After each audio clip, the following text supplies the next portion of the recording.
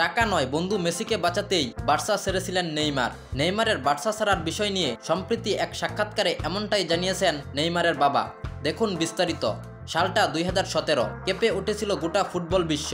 Football ইতিহাসের সকল ট্রান্সফারের রেকর্ড ভেঙে 222 মিলিয়ন ইউরোর বিনিময়ে নেইমার বার্সা ছেড়ে যোগ দিয়েছিলেন পিএসজিতে। নেইমারের এই ট্রান্সফার ভেঙে চুরমার করে দিয়েছিল অতীতের সকল রেকর্ডকে। চাইল্ডহুড ড্রিমকে বাস্তবায়িত করতে রিয়ালের লোভনীয় অফার ছেড়ে নেইমার বেছে নিয়েছিলেন বার্সেলোনাকে।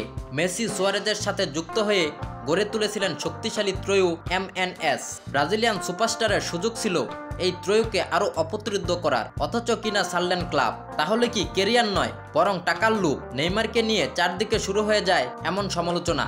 সেই ঘটনার কেটে গেছে 7 বছর। সেই নেইমার পিএসজি ছেড়ে পাড়ি দিয়েছেন সৌদি আরব। প্রশ্ন হতেই পারে, এত বছর পর আবারও কেন সেই আলোচনা? সম্প্রতি এক ব্রডকাস্ট অনুষ্ঠানে অতিথি হয়ে এসেছিলেন নেইমারের বাবা। সেখানেই উঠে আসে পুরনো সেই ঘটনা। নেইমারের বাবা সিনিয়র নেইমার জানান, টাকা নয় বরং বন্ধু মেসির জন্যই নাকি নেইমার ছেড়ে দিয়েছিলেন নিজের জায়গাটা। তিনি বলেন, ক্লাব মেসির জায়গায় নেইমারকে চেয়েছিল, তাতে সে রাজি হয়নি, তাই সে ক্লাব ছাড়ার সিদ্ধান্ত নেয়। সেটা যে কোনো জায়গায় হতে পারে, কিন্তু আমি চেয়েছিলাম সে বার্সাতেই থাকুক। এরই মাঝে ফুটবলের দলবদলের বাজারে শোনা যাচ্ছে নতুন খবর। আবারও নাকি আসছে এমএনএস শো।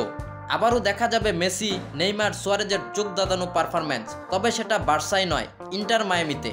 প্রিয় দর্শক, আপনারা কে কে ইন্টার মায়ামিতে আবারও এমএনএস শো দেখতে অপেক্ষায় আছেন? কমেন্টে জানিয়ে দিবেন। ধন্যবাদ সবাইকে।